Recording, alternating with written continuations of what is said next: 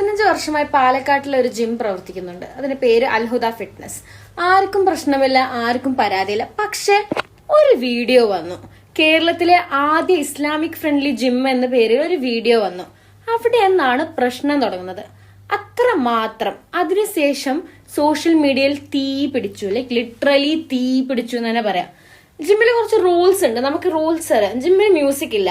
ആൺകുട്ടികളും പെൺകുട്ടികളും വേറെ വേറെ ടൈമിലാണ് വർക്ക്ഔട്ട് ചെയ്യേണ്ടത്. ഡ്രസ് കോഡ് ഉണ്ട്, like they should cover themselves. പിന്നെ ഇതൊക്കെയാണ് നിയമങ്ങൾ. ലൈക്ക് ഇങ്ങനത്തെ സാധനങ്ങൾക്ക് ബാക്കിയുള്ള ജിമ്മിലും ഉണ്ട് കേട്ടോ. ലൈക്ക് വേറെ വേറെ ടൈമിങ്, മെന്നിന് വർക്ക്ഔട്ട് ചെയ്യാൻ, വുമന് വർക്ക്ഔട്ട് ചെയ്യാൻ. പക്ഷെ എന്തുകൊണ്ടാണ് ഇത്രയും പ്രശ്നമായതെന്നറിയോ?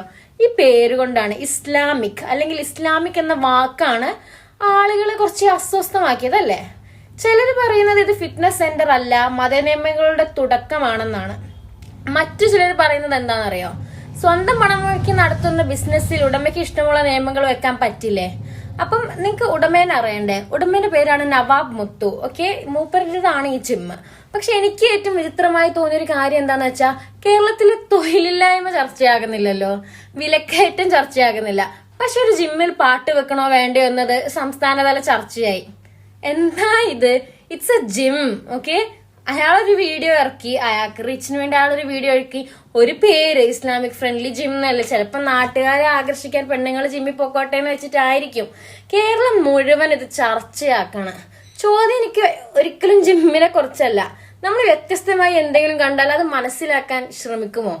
ഓക്കെ, അതോ ആദ്യം യുദ്ധമാണോ തുടങ്ങുന്നത്? 15 വർഷത്തെ നിശബ്ദത. 15 വർഷം ഭയങ്കര സ്മൂത്ത്ലി ആയിട്ട് പ്രവർത്തിച്ചു പോയ ജിമ്മ്. കേരളം ഇന്ന് ലൈക്ക് ഇസ്ലാമിക് ഫ്രണ്ട്ലി ജിം എന്ന പേര് കൊണ്ടുവന്നതോടുകൂടി എന്താണ് എല്ലാവർക്കും ഇത്രയും കുരു പൊട്ടുന്നത്? ഇതൊക്കെ ശരിക്കും ഇത്ര വലിയൊരു വിഷയമാണോ? That's the question.